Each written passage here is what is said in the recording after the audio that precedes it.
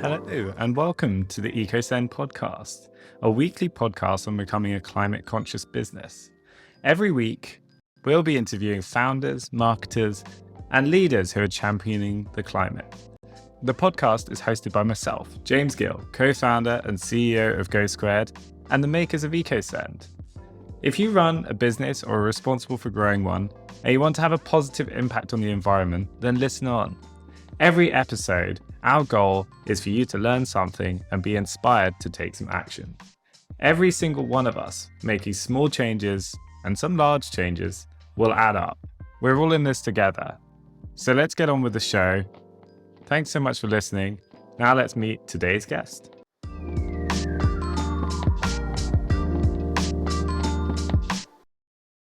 Hi there, welcome to another episode of the EcoSend podcast. The EcoSend podcast is a regular show that's anywhere between 20 or 30 minutes where we're hopefully going to be introducing you to new and amazing people to hopefully inspire you to be a more climate conscious individual and business. The show is available on all major podcast platforms, and I'm thrilled this week to be joined by Will. Will is a product lead at Net Purpose. It's a sustainability-focused fintech company based here in London. Prior to joining Net Purpose, Will worked in the political advocacy space in Washington, D.C. and Boston, lobbying for environmental policies in the US. In his spare time, Will is an avid music lover, I'm told, and a basketball fan, and who doesn't, enjoys a cheeky pint with his mates. So I'm thrilled to have you on the show, Will. How are you doing today? Good, good. I'm doing very well. Thanks for having me, James. It's a pleasure. Awesome. So Will, just heard a little bit about you, but why don't you, in your own words, tell us all what you're up to, who is Will, who are we speaking with today? Yeah, certainly. In the sustainability space, I work for a company called Net Purpose. So it's a sustainability data provider in the financial industry. We provide various environmental and social related data to sustainability-minded investors to help them better understand the positive and negative impacts of their investment activities. Right, some of the data we provide are such as CO2 emissions of portfolio companies, the gender pay gap within the specific organizations that are investing in, and water use, percentage of waste recycled, and et cetera, et cetera. So by doing all of this, we hope to really transform, the code of capitalism, which sounds like a big dream, but we think by introducing this sustainability thinking into investment process, investment decision making, to make the investors more aware of the externalities, right, the consequences of their investments, we can shape a more sustainable and equitable future. At the company, I'm in charge of a suite of regulation related products that help our clients comply with the various and new EU, UK sustainable finance disclosure regulations. These regulations require the asset managers to report, okay, X percentage of your portfolio is invested in sustainable activities, right? These activities include things such as electricity generation from solar power, from wind power, as well as some of the more biodiversity related, waste recycling related, or even just building energy efficiency improvement and such as that, right? In the EU, they have a regulation called the EU taxonomy, which is a long list of unquote scientifically proven sustainable activities that we can do to combat climate change, to mitigate climate change, and to adapt to it. So that's what our products do, and we hope to provide a accessible overview of the sustainable performance of these portfolios, right? So our clients don't have to comb through Excel sheets and sheets of data, but rather just with a very simplistic view of, hey, this is how you perform. Here is the benchmark and how they perform, and here are your shortcomings, here are your strengths. And so, again, in an effort to help them and encourage them to improve the sustainability performance of their investments. I see. That's actually fascinating. So Well, first of all, it's awesome hearing it from yourself about how you fit into this world. I'm sure a lot of people listening may be very distant from the world of like asset management, and I know myself, I barely understand what some of these terms mean. But I think one of the previous guests we had on the show was referencing how important it is. Like, people think about power stations with Mhm. pollution coming out of them, and they think it's the well. I guess people naturally think of those places where get rid of them and things will be Yep. greener. Yep. But I think people overlook these industries like finance, where actually it's Yep. funding and fueling those industries. Um, Precisely.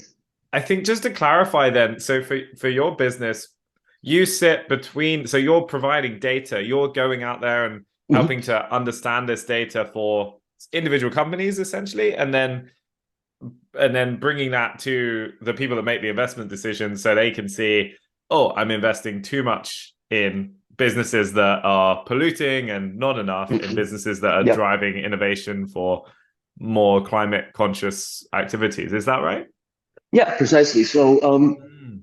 if we think about a company, right, as a full circle, a part of it is like one half of the circle is the things that go into the production of what have you, right? If we take Nike, for example, right?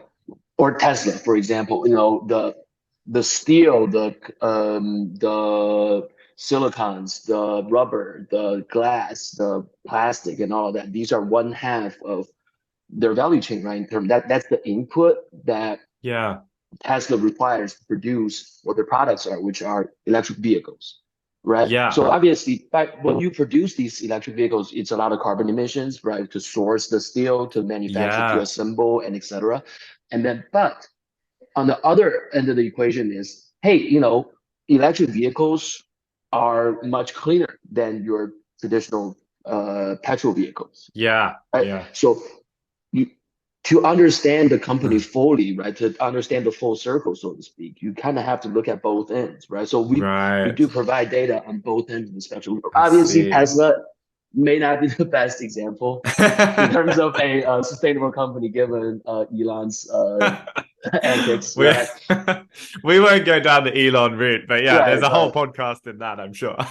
right, exactly. But the moral of the story is, uh, for a long time, I think investors want to understand the externalities of their companies, both Yes. on Yeah. the supply side as well as on the operational side, right? Sure, sure, And sure. so, but these data have not been systematically collected for Mm. a variety of reasons.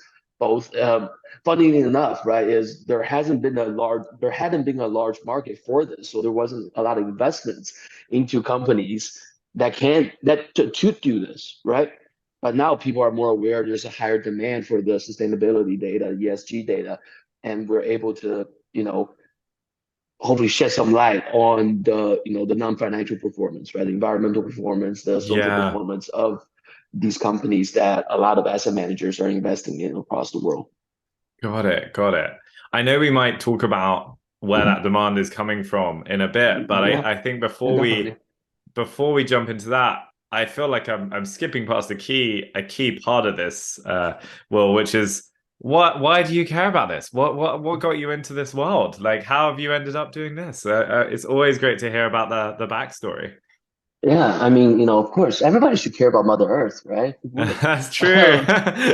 That is very true. Yeah. Yeah, but I think for me personally, I grew up in China in a small quote unquote small town of 10 million people in southwest China called Chengdu, and you may not have heard the name, but you've certainly seen the pictures. It's one of those more notorious fog cities where you can't really see Right. past quarter mile in front of you.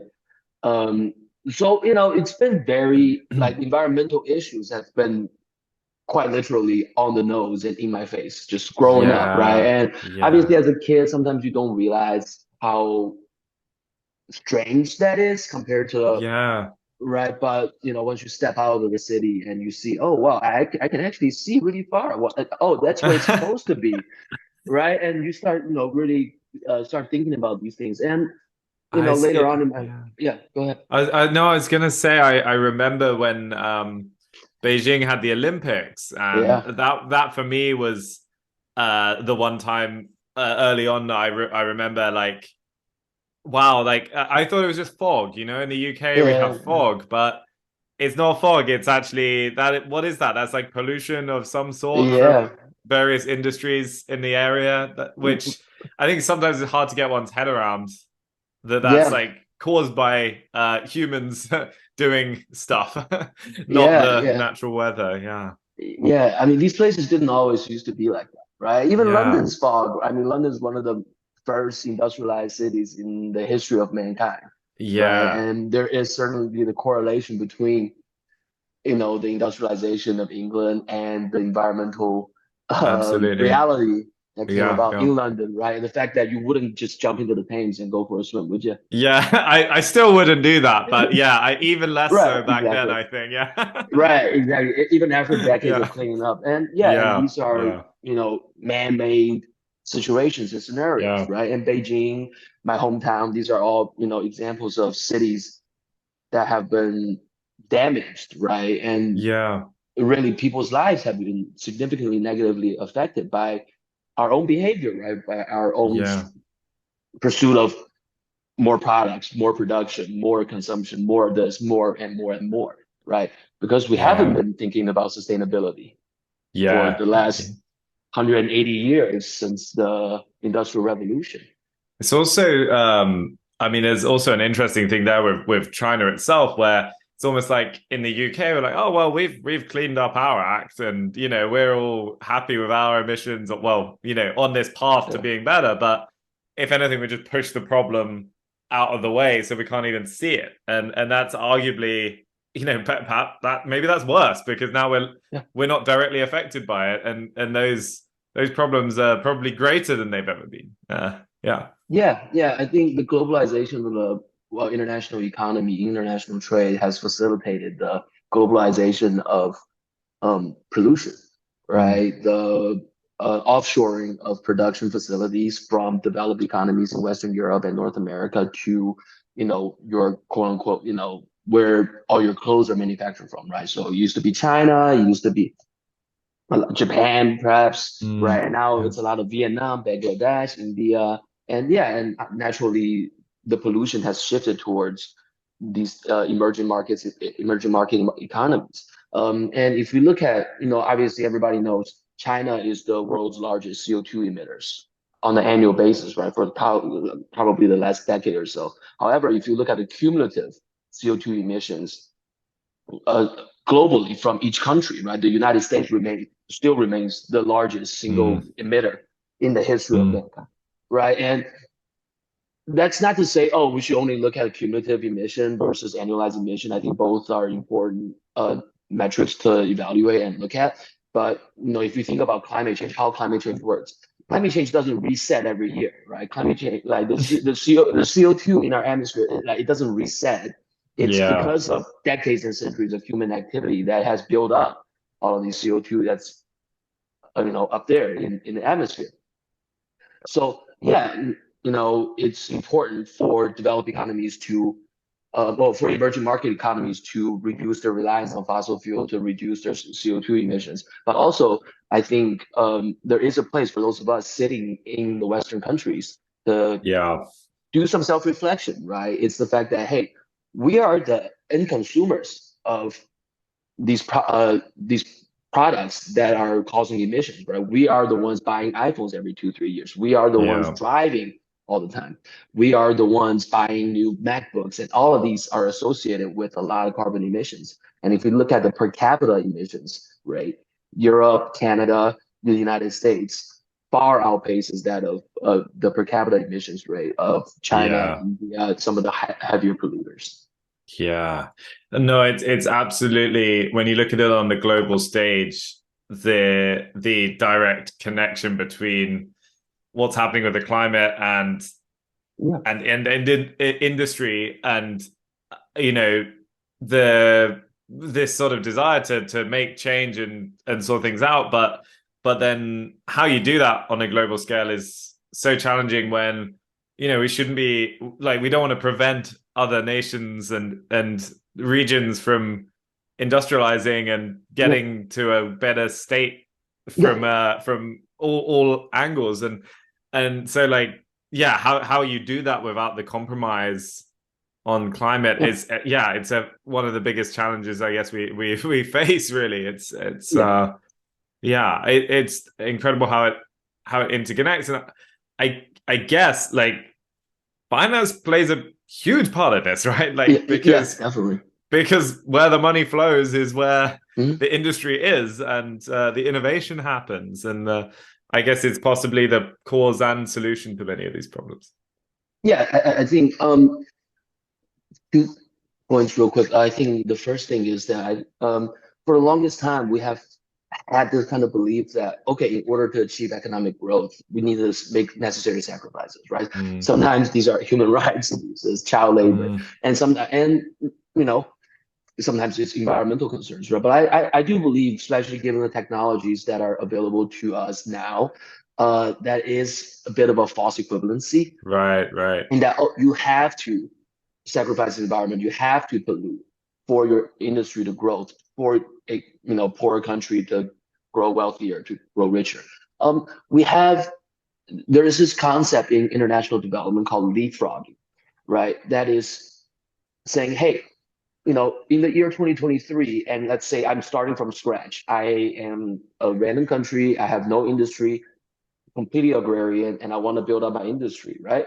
So what do I need to build up my industry? I need energy sources, right? So 80 years ago, the natural answer to my demand for energy is to build up coal power plants, maybe not even natural gas, right? A lot of oil, right? I Mm, need all of these to burn a lot of, to emit a lot of CO2, and so I can power my industry. However, in today, this is no longer the case, right? We have mm, the technology in renewable energy has advanced so much, right? Solar is one of the cheapest sources of electricity. Obviously, solar has its own problems as well, right, in terms of intermittency.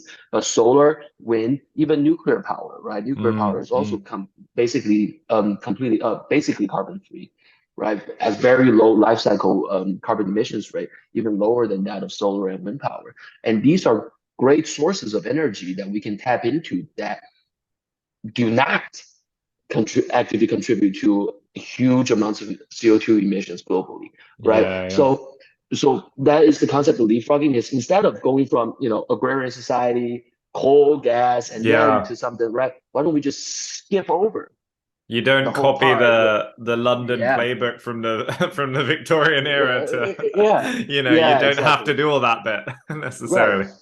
Yeah, and that applies to other aspects of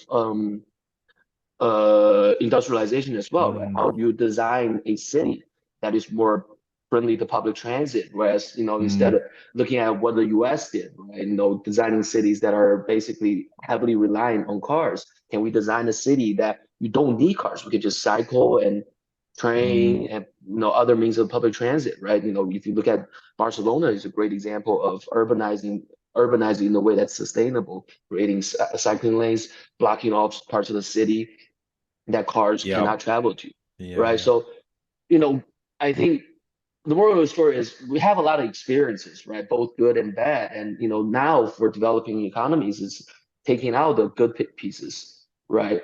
And like you were saying earlier, yeah, global capital flow, finance flow plays a really big part into all of this, certainly. And it's not just where, right? It's not just, oh, are we going to invest in Kenya or in South Africa, in Zimbabwe or in Vietnam, right? But it's also what we decide to invest in, right? Mm, Should we support another coal power plant that's going to be there emitting CO2 for another 80 years in Kenya when we can invest in a solar farm, right? Should we? I think in 2012 or 2011, Egypt decided to invest in a what would have become the largest single largest coal power plant, right, mm. on the continent of Africa. But then civil the public pressure and civil resistance, environmental groups form together and say, no, no, no, no, no, we can't be doing this because it's not just a one-time thing, right? This thing is going to be there for almost a century. Once you invest billions of dollars, you want to see that see return on your money, right? That's natural. So why don't we invest in something that's going to be cleaner and more sustainable? So they actually were able to scrap the Hmm. whole power plant altogether, right? And then moved on, I believe, to hydro instead. But yeah, so with every single decision of where to invest, what to invest, right? And then we really do need to consider the not just the immediate effects, right? When you make an investment in finance, you don't just think about how much can I get back in a year, right? Some of these projects, they have 30-year payback periods. Like you Yeah. think about a mortgage, right? When the bank loans you money, they don't expect you to give the money back to them in a day, right? Yeah. It's over 30 years. And it's the same thing that invest with investments, right? So over 30 years, 80 years. And now we have to think about over 30 years, 80 years, what is the environmental consequence of each of our decisions and as well. Yeah. So I'm fascinated by that because I guess, the world of capital and money, like people often have one priority, which is I lend you some money, I want more money back, please, and anything else I don't really care about. Yeah. So how does the world of whether you put sustainable finance, I guess, or Mhm. I guess there's different terms around this topic, but like how who is caring about this, and how do you even prove after 30 years, okay, you got your money back, but what are the other things that one cares about with where their money is being invested? Like, yeah, it'd be great to hear more about that Yeah. because I'm sure many people hypothetically agree on this, but in practice, Yeah. it's a very different world, I guess. Yeah, yeah, definitely. I think, well, we start with traditional finance, right? There is this thing called fiduciary duty, which Yeah. quite well, some interpret it a different way, but some would say, hey, when I manage let's say you let me manage your money, James, right? My only duty, my one and only duty is to make sure that you not only see your money back, but I try my best to make you as much money as possible, Yeah. right? And for a long time, and this is a debate that's ongoing in the United States right now, right? Is because of this fiduciary duty, therefore, I cannot consider anything else, any other factor that is, environmental, that is social, that is right. My sole focus has to be money, right? Is the financial return. But what we're proposing, what the sustainable finance field is saying is, hey, look, we live in the world where droughts, floods, wildfires, snow, like hurricanes, snow, whatever, right? All of these things, rising sea level, these are all going to affect not just our cities and people, but also your investments, right? If you invest in something that's going to go underwater, if you invest in something hoping that it will pay you back in 30 years, but it goes underwater in 15, Mm. that's not exactly a good investment, is it? Yeah. Right? So now so maybe in the last 20, 30 years, right, people have really started to consider some of these environmental risks, and that is, I think, the very beginning of sustainable investments, right? It's not necessarily say, hey, we want to do something good for the world, but rather as the world continues to evolve, should we continue to make investments that are likely to be harmed by the environmental disasters and et cetera, right? And since then, then that is, what is usually called the ESG investing, is Mm. considering the environmental, social, and governance risks, right? And since then, the field has obviously evolved into a more sustainable, right? It's actively looking for things that are sustainable, that are more future proof, right? Is that, hey, if I, as an investor, believe in the theory that by 2050, most cars on the road will be electric, right? Because Mm. that is where government regulations are pushing. That's where consumer preferences are going. And that is also just good for the planet for a variety of reasons. Then should I still be investing in petrol cars? Sure, right? sure. Then you want to be future facing in terms of investment, right? Investment always has to be future facing. You can look at all the old data as much as you want, but Mm. if you look at, you know, if you take the tech industry, for example, right? The why did the tech industry make so many people so much money in the 90s, in the early 2000s, even till this day? Because they're future facing, right? It's because people in the 1990s believed in the future performance of Amazon, who was a company that was actively bleeding money every single year, right? Same thing with Tesla. It's, the valuation is so high compared to their actual output, but because people believe in the future of that Mhm, company, right? So mhm, naturally, what is going to be in the future, right? Some people just think, okay, yeah, obviously the more traditional finance school of thinking would be, okay, where is consumer demand, consumer response, blah, blah, blah, blah, blah, right? Or you can think about the broader macroeconomic environment, the regulatory environment that may exist in 2035 and 2050 as the general population becomes more environmentally aware, right? So, and that is kind of the objective and of sustainable investing, right? mm, And again, that doesn't necessarily mean you're sacrificing your future earnings, right? mm. Like just because you're thinking about the environment, which is a thing we should think about because we had 40 Yeah. degree days in London last year, right? Um, and now, some people take it even a step further, right, and do impact investing. And these are the guys that say, forget your single bottom line of money, money, money. We care about it, but we also introduce another bottom line, thinking about impact, right? Not only Mm, do we want to consider environmental aspects of these companies, we're actively looking for companies that are contributing to positive impact, right? And these are mhm, called impact investors or double bottom line investors, right? They have two bottom lines. They care about the mm, planet, and these are the guys that will actively invest in you know, only solar power, only gender blended finance, only community driven, community inclusion projects, right? Yeah, and sometimes these are at the cost of certain capital returns, right? Let's say a traditional finance asset manager can return you 10% every year, and maybe these funds, not all of them, some of them actually outperform the general market, right? But some of these, they say, hey, look, you could have gotten 10 from this guy, but we'll promise you 7. mhm. But you're also contributing to all of these many good things in the world.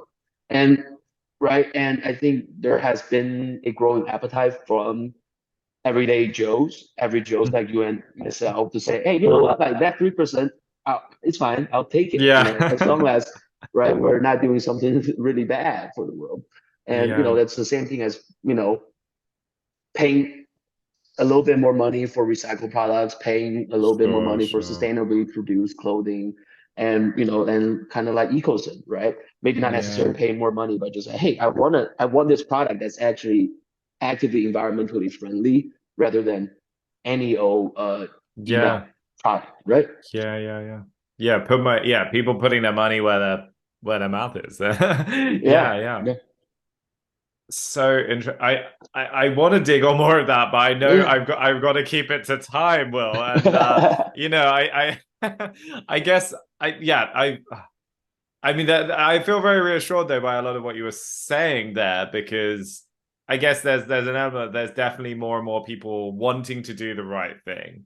But Mhm. then there's also a lot of people, whether or not they necessarily want to do the right thing, that financially the right thing is actually to go with where the Mhm. future is. And the future is clearly to be more focused on sustainability, to be more conscious of what world we are building for ourselves. So I feel overall very reassured by what you're saying there.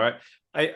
I mean, one of the final points that I know we normally talk to people about on the podcast, and we've talked about it a little bit there, but like, Yep. what do you see as the future for the world of finance and where the world of finance and sustainability Yeah.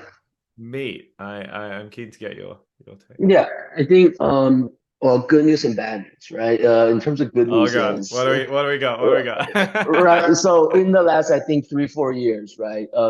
the money that's been raised to invest sustainably, to invest, explicitly for impact has tripled, nearly quadrupled from, I believe, 90 billion across the globe to about close to 300 billion these days, Wow. right? So there is a exponential growth of how much money is actively being, how much money invested is actively considering environmental factors, social factors, and a lot of this money come from your pension funds, right?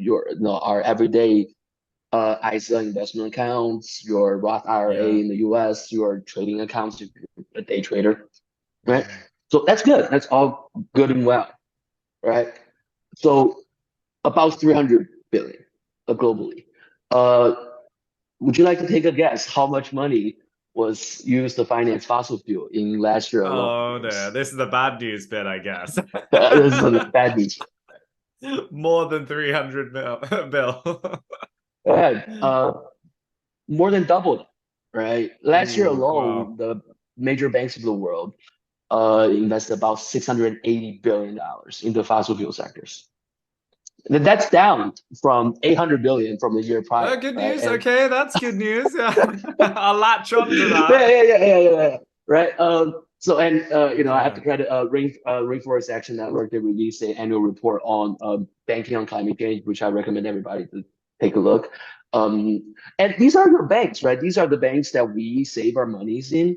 Your Citi, J.P. Morgan Chase, HSBC, Barclays, Deutsche, all of these banks, right? And Mm, what they're doing is actively taking the money that you're depositing, right, that you're saving with them, and turn around, put it into fossil fuel. yeah. And it's pretty, dare I say, bad thing to do, right? Especially for those unaware, for those who are environmentally conscious but didn't realize that their banks are doing these things. So 100%. Yeah, the vast majority of people, I am convinced, do not even have any idea that that is what goes on. Like, all of yeah, the sickening ads you see on TV of these banks being by yeah, your yeah, side and yeah, doing the best they can for you, right. and all while putting I don't even want to say how many hundreds of billions it was, but yeah, into fossil Yeah, fuels. Yeah, it's yeah. yeah. It's 5 trillion, right, in the last 6 years. Trillion has, I think, 16 zeros following the five. There's a 16. yeah, That's a there's a lot of lot of zeros. there's a lot of zeros. That's longer than my phone number. Yeah. Yeah, right, exactly. And it shouldn't be like that, right? So Yeah. I think, in terms of looking at the future, um, what I believe there are two major factors I think that's driving, right? But they're really just one factor. One is the regulatory pressure that's coming down from our regulators, right? Whether it's the UK FCA, the Financial Conduct Authority, or the EU ESMA.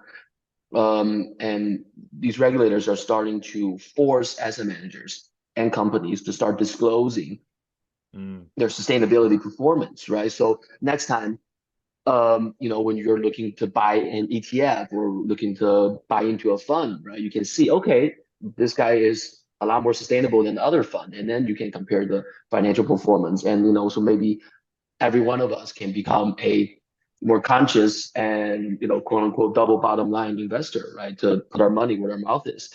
And yeah. but what that does also is to force these banks, these other asset managers, to be Mm, honest about what their sustainability objective or lack thereof is, yeah. right? Is that, hey, if you're a bank, you should be aware that your money is going to go into fossil fuel, right? Whereas, Yeah. here's another bank that doesn't put their money into fossil fuel, Yeah. right? But all of that comes down to what? One thing, right? It's consumer preference. It is Sure. what you and I, yes, I don't have that much money, but collectively, right? There's a lot we can do in terms of choosing a pension scheme that is Mm, sustainable, right? That considers sustainability factors. And the pension funds remain the world's largest asset owners, right? We're talking right. again trillions and trillions of dollars, or pounds, and what have you, right? Picking the bank that does Mm, your banking, your company's banking, right? Hey, oh, HSBC is really bad. Maybe I should think about a more sustainable bank, right? Triodos based in the Netherlands is a sustainable bank, and also just making the right investment decisions yourself, Yeah. right? Yeah. To look at to as the data becomes more available to consider, hey, all right, Microsoft is emitting a lot of CO2 every year compared to, I don't know, one of its competitors. Do I really want to be a shareholder of Microsoft given Mm-hmm. everything they do, right? But and also regulators respond to political pressure. Political pressure come Mm-hmm. from average Joes, right? Good thing we live in democracy. Yeah. And Yeah. right, last week's council election, right? Green Party Mm. won another 200 seats, right? We're seeing a growing popularity of the green movement, of the sustainable movements, right? And as Yeah. and I'm sure as you've seen in ecosystem as well, more and more people are consciously making that choice. But we need to spread the word, right? We are believers. I'm Yeah. preaching to the choir right now, but we need to spread the word to our, I don't know, uncles, Yeah. aunts that don't believe in things, right? To Abs- really, collectively change the Absolutely, Will. landscape. Yeah, I agree, and I think, gosh, you've shared some eye-opening and arguably terrifying numbers there, but I think it's fantastic to actually be wrapping up on Yeah, I think an empowering, positive note that like each of us, okay, maybe we're preaching to the choir, but each of us can make those decisions, and every single day, yeah, by voting with your own feet, your own 2 feet, and your own wallet, and more and more people are doing that, and it does add up, which I think is a positive note to be ending on. I am so appreciative, Will, of you joining me on the show. I feel like this yeah. could be a triple decker, multiple hour episode. I'm sure you've got better Yeah. things to do than talk to me, though. So I would like to let you get on with making the world of finance a little bit of a better place. I'm trying, James. And so thank you so much for joining me on the show. If anyone wants Thanks for to having me. connect with you, was it LinkedIn they can find you? Well, Yeah, yeah. yeah, okay. LinkedIn, if you just search Will Zhao, you should see me Brilliant. somewhere out Brilliant. there. We'll link that in the show notes. And yeah, thank you again, Will. It's been an absolute pleasure having you on the show. All right. Thank you, James. Have a good one. Thank you. Thank you, Will. And Bye. if you'd like to join us for future episodes, or you'd like to make sure Will's message gets to more people, do tell others about the show. And please, please leave a review of the podcast if you've enjoyed it. Whatever platform you're listening on, it helps get more and more people to join and learn more. So thank you again for listening, and we'll catch you next time.